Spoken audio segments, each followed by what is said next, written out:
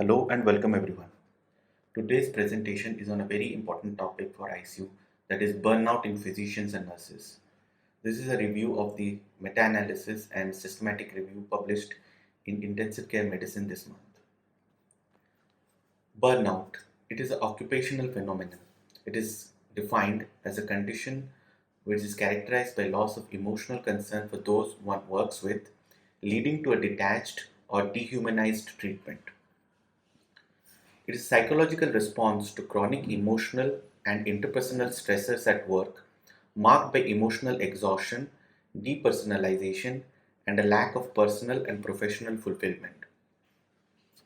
The WHO has recognized burnout as an occupational phenomenon resulting from unmanaged chronic workplace stress.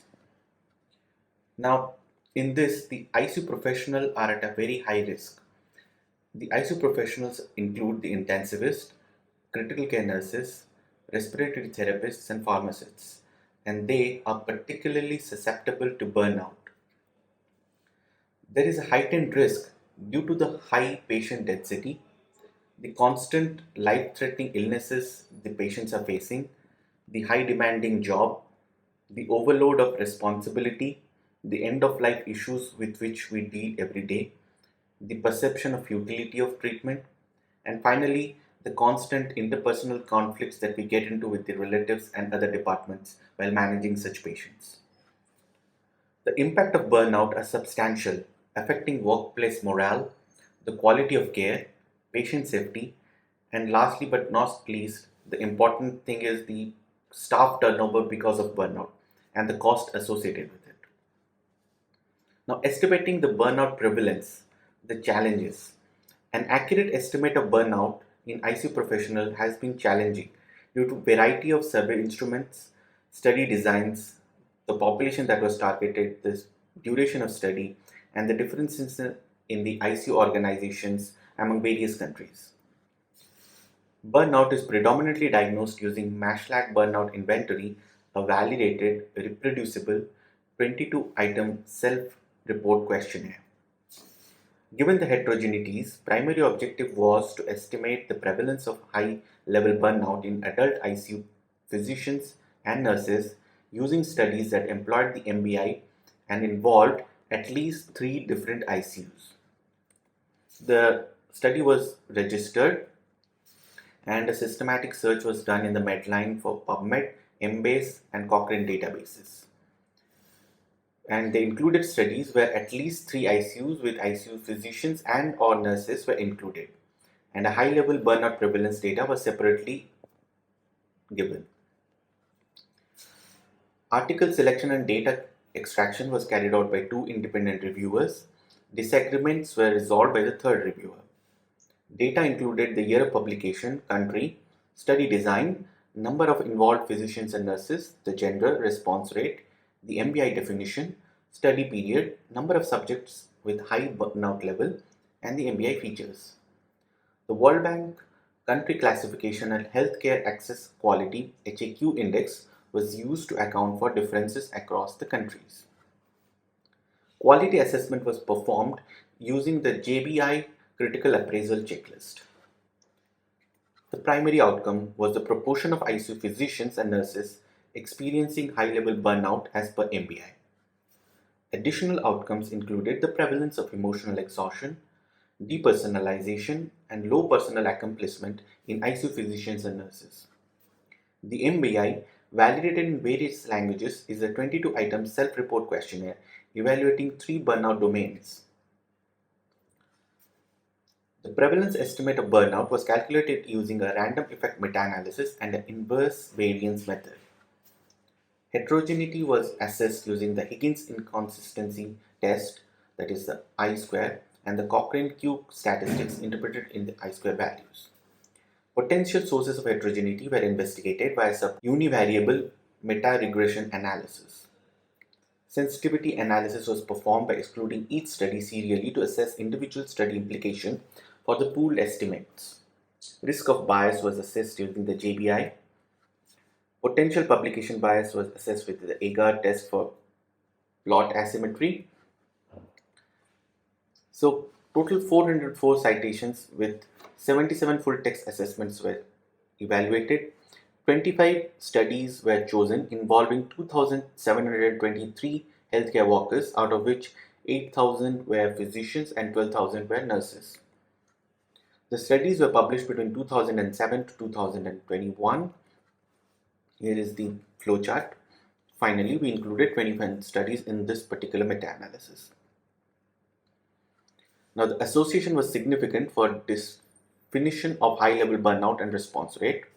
Sensitivity analysis confirmed the robustness of the findings, showing no change in effect upon excluding each study serially, and no statistical difference was found between the two categories for the total score of JBI. Now, the prevalence of high-level burnout. It was 0.14 to 0.74 across 20 studies involving the 12,000 ICU nurses, and the high proportion of ICU nurses reported a high level of emotional exhaustion and a low personal accomplishment. The prevalence of high-level burnout was higher in studies conducted during the COVID-19 pandemic compared to the pre-COVID-19 studies. This is the prevalence data. The A is for the doctors and the B is for the nurses. Now, the subgroup analysis and the meta-regression. No difference in reported burnout between upper middle income and high income countries. Significant differences in reported burnout by definition and sample size. No influence from the sex ratio, response rate, or HAQ index on the burnout prevalence. Now, the comparison between nurses and physicians. No significant difference in the prevalence rate between the two were detected. It was 0.41 in physicians and 0.44 in nurses. High level of emotional exhaustion was more prevalent in ICU nurses than physicians, and no difference was observed between the nurses and the physician in proportion to reporting high depersonalization or low personal accomplishment. Here is the representation of graphics, and as you can see, the emotional exhaustion was more among the nurses. Now, the prevalence of high-level burnout in physicians was 42% and 45% in nurses, and this was assessed by the MBI score. Several factors were associated with burnout. They were age, sex, the marital status, personality traits, work experience in an ICU, work environment, workload and shift load, ethical issues, and end-of-life decision making. Differing healthcare systems can lead to a diverse burnout levels. Now, the impact of burnout. High levels in the healthcare profession can result in a negative outcome like depressive symptoms, higher staff turnover, lower job satisfaction, and heart disease.